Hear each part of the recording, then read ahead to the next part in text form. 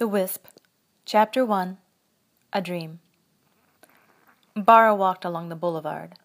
Above her head, gentle gusts blew through layers of whispering leaves. Those with the lightest grip let go and cut red and gold traces through the air before settling soundlessly on the pavement below. The sun still shone brightly, but a pale moon had crested the horizon. It was a lovely evening, but Bara walked alone, not another living soul. An empty town at a time when the residents of Windfall were usually rushing home for dinner. How strange. But then there was a very insistent tug on her sleeve. Bara looked down. A little girl of maybe 4 or 5 years old looked back up. She wore a red peacoat with a matching beret. Curls, not far off the shade of Bara's own strawberry blonde, scooped down and just brushed her collar. Dark glasses with white frames, heart-shaped, hid her eyes. The girl said nothing, but a single tear escaped from below the plastic rims and trailed down a plump cheek. "Are you lost?" Bara asked. "Do you want me to help you find your mummy?" The little girl nodded and held out her hand. Bara reached out but was jostled from behind before her fingers could take hold. The street was full now. A steady stream of men and women pushed and shoved as they passed. Most peculiar, they all wore sunglasses. When Bara looked down again, the little girl was gone. Where? The tot now stood under the shade of an oak tree, a few meters away. A tall man, made even taller by a black top hat, had her by the arm, and she struggled to get free. Something told Bara he wasn't the girl's father. A protective spirit surged in her. She fought her way through the crowd and threw her slight 16-year-old body at his massive frame. The man merely stepped back, but he did let go of the girl. "Run!" Bara urged her. The girl didn't hesitate. Her short legs took flight and she disappeared into the crowd. Bara would get no chance for escape. Dark gloved hands reached out and took hold of her shoulders. She looked up, opened her mouth to protest, but never uttered a word, because under the brim of the man's top hat were 2 empty black holes where his eyes should have been. Sudden terror squeezed her throat shut, and her face screwed up in revulsion. It wasn't just the eyeless sockets. His eyelids quivered, and for a moment, something that shouldn't be there, rolled inside his skull in waves of shiny black. The man gave out a wry smile and let out a chuckle that cracked with charge. His black hands moved up from her shoulders and took hold of her throat. His fingers stiffened. The realization hit. He's going to kill me. Bara struggled, her flailing arms making contact with no one and nothing. The man's smile grew wider. His grip tightened, closing off her windpipe. He lifted her from her feet. Her toes just grazed the ground below, and then she was in the air. Only for a moment.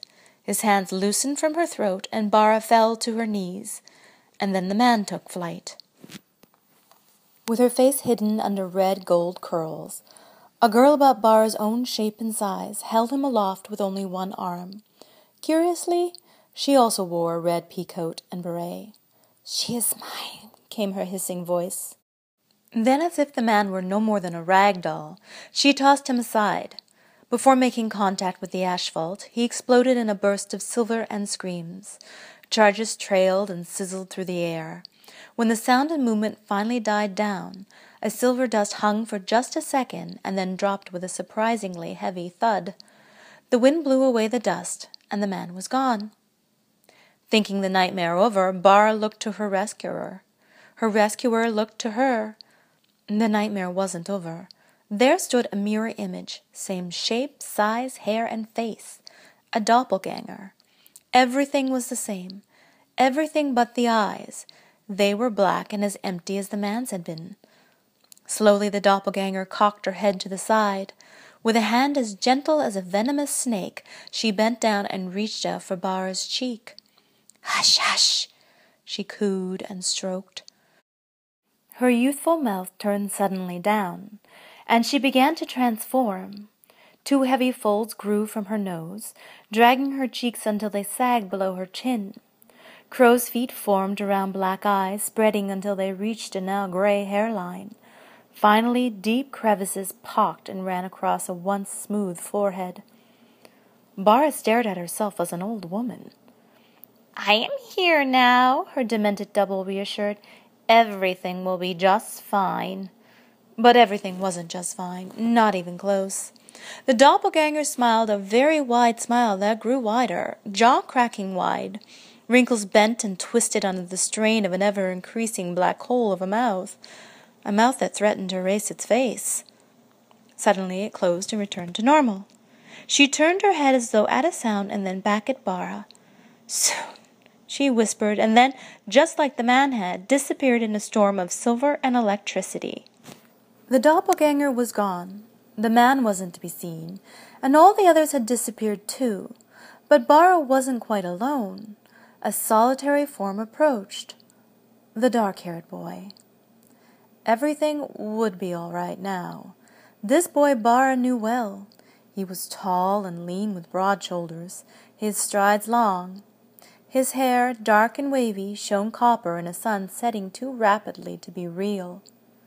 But it didn't matter, because Bara forgot about the racing sun, forgot the nightmare that had just occurred. He was so close now. The sun slipped below the horizon. The sky disappeared into night. Bara heard her own breathing, fast and shallow. His was strong and even. She reached out. Her fingers found his warm cheek. She stepped closer, and he opened his arms. Like someone had thrown a switch, the moon lit up the sky. Stars burst through the night.